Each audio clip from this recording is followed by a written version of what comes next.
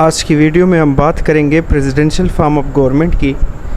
تو اس سے پہلے ہم نے پارلیمنٹری فارم آف گورنمنٹ پڑھا تھا۔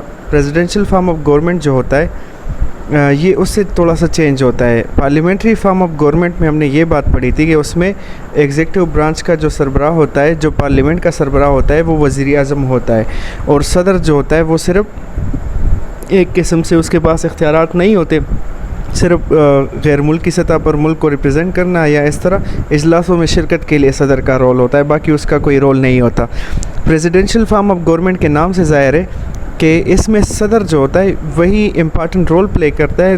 گورنمنٹ کا سربراہ بھی صدر ہوتا ہے اور ریاست کا سربراہ بھی صدر ہوتا ہے۔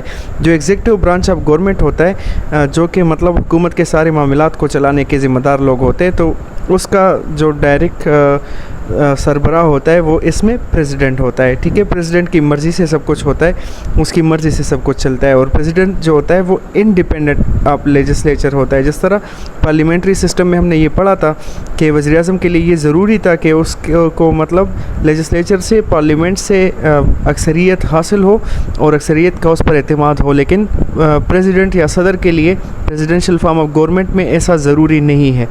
صحیح، اس فارم کے جو مین فیچرز اور کریکٹرسٹکس ہے وہ ہم ابھی پڑھیں گے۔ تو سب سے پہلا جو ہے وہ ہے سپریشن آف پاور۔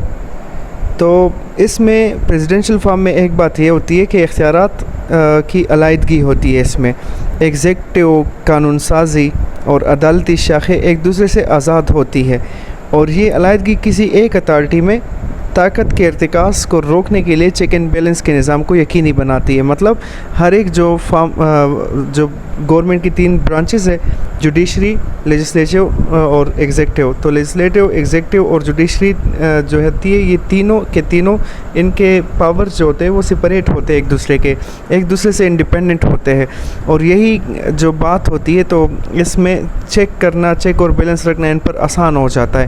اگر جوڈیشری جو ہوتی ہے ایسے کسی لا کو بنائے جو کہ صحیح نہیں ہو، آئین سے متصادم ہو، تو مطلب جوڈیشری نہیں، جو لیجسلیٹو کا کام ہے رول کو بنانا یا لا کو بنانا، جوڈیشری پھر اس کو چیک کرے گی، اگر وہ صحیح نہیں ہو، آئین کے مطابق نہ ہو، تو وہ اس کو روک سکتی ہے۔ تو اسی طرح یہ سارے کے سارے تینوں کے تینوں ایک دوسرے پر چیک اینڈ بیلنس رکھتے ہیں، اور ان کا جو اختیارات ان کے ہوتے ہیں وہ علیحدہ علیحدہ ہوتے ہیں۔ نیکسٹ ہے ایگزیکٹو برانچ۔ تو پریزیڈنٹ جو ہوتا ہے، صدر ایگزیکٹو برانچ میں یہ مرکزی شخصیت ہوتا ہے۔ ایگزیکٹو برانچ کے ذمہ کیا کام ہے؟ حکومت کو چلانا۔ ٹھیک ہے، اختیارات اور ذمہ داریوں کا جتنا بھی استعمال ہوتا ہے وہ صدر کرتا ہے۔ صدر کا انتخاب براہ راست عوام ڈائریکٹلی بھی کر سکتے ہیں یا الیکشن کے ذریعے بھی کر سکتے ہیں، وہ ملک کے آئین پر ڈیپینڈ کرتا ہے۔ کسی ملک میں جو ہوتا ہے وہ الیکشن کے مطابق صدر منتخب ہوتا ہے جہاں پر پریزیڈنشل فارم ہو، اور کہیں کوئی اور طریقہ ہوتا ہے۔ تو صدر ریاست کے سربراہ کے طور پر اور حکومت کے سربراہ کے طور پر کام کرتا ہے، قوم کی نمائندگی کرتا ہے، اور حکومت، انتظامیہ اور پالیسیوں کے نفاذ کا ذمہ دار ہوتا ہے۔ اسی طرح جو نیکسٹ ون ہے ہمارے پاس فکس ٹرم۔ تو صدر جو ہوتا ہے وہ ایک مقررہ مدت کے لیے ہوتا ہے، جو عام طور پر آئین میں ڈیفائن ہوتی ہے وہ مدت، اور صدر حکمرانی میں استحکام کے لیے کیا ہوتا ہے، اصطلاح کی لمبائی مختلف ممالک میں مختلف ہو سکتی ہے۔ مطلب کبھی کبھار ایسا ہوتا ہے کم ٹائم کے لیے صدر کو منتخب نہیں کیا جاتا نا، کیونکہ پھر استحکام نہیں آئے گا اس میں حکمرانی میں۔ تو کسی ملک میں 4 سال ہو سکتا ہے، کسی ملک میں 5 سال، 4، 5، 6، 7 اس طرح کے مدت ہوتی ہے صدر کے، اور اس سے زیادہ بھی ہو سکتی ہے، اس سے کم بھی ہو سکتی ہے، وہ ڈیفرنٹ کنٹریز پر ڈیپینڈ کرتی ہے۔ اس کے بعد انڈیپینڈنٹ آف لیجسلیچر کا یہی مطلب ہے کہ پارلیمانی نظام میں تو یہ ہوتا تھا کہ وزیر اعظم کے لیے یہ ضروری تھا کہ وہ پارلیمنٹ کی حمایت اسے حاصل ہو، وہ لوگ اس پر ووٹ آف کانفیڈنس یا ووٹ آف نو کانفیڈنس کر سکتے تھے نا۔ اگر عدم اعتماد کا اظہار کرتے وہ وزیر اعظم پر اور اس کو اکثریت حاصل نہ ہوتی تو وہ وزیر اعظم پر نہیں رہتا، لیکن صدر کے لیے ایسا نہیں ہے۔ صدر جو ہوتا ہے وہ لیجسلیچر سے انڈیپینڈنٹ ہوتا ہے، اس پر عدم اعتماد کی تحریک نہیں چلائی جا سکتی پارلیمنٹ میں پریزیڈنشل فارم میں۔ اس کے بعد ہے پاور اینڈ رسپانسبلٹیز. اب صدر کے اختیارات اور ذمہ داریاں. اس پریزیڈنشیل فارم میں کیا ہوتا ہے؟ صدر کے پاس اہم اختیارات ہوتے ہیں جن میں قانون سازی کو ویٹو کرنے، مطلب کسی لیجسلیچر میں کوئی قانون پاس ہوا تو صدر کے پاس یہ اختیار ہوتا ہے کہ وہ اس کو کینسل کر سکتا ہے. سرکاری اہلکاروں کی تقرری اور برطرفی، یہ بھی اختیار صدر کے پاس ہوتا ہے. پالیسیوں کو نافذ کرنا، مسلح افواج کے کمانڈر ان چیف کے طور پر کام کرنے کی صلاحیت بھی صدر کے پاس ہوتی ہے. اور صدر بین الاقوامی امور میں بھی ملک کی نمائندگی کرتا ہے اور اسے سفارتی اختیارات بھی حاصل ہوتے ہیں.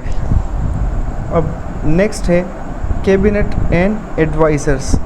تو کیبنٹ اینڈ ایڈوائزرز کا مطلب ہے کہ کابینہ اور مشیر جو ہوتے ہیں وہ وزیر اعظم کے بھی ہو سکتے ہیں، صدر کے بھی ہو سکتے ہیں. پریزیڈنشیل فارم میں کیا ہوتا ہے؟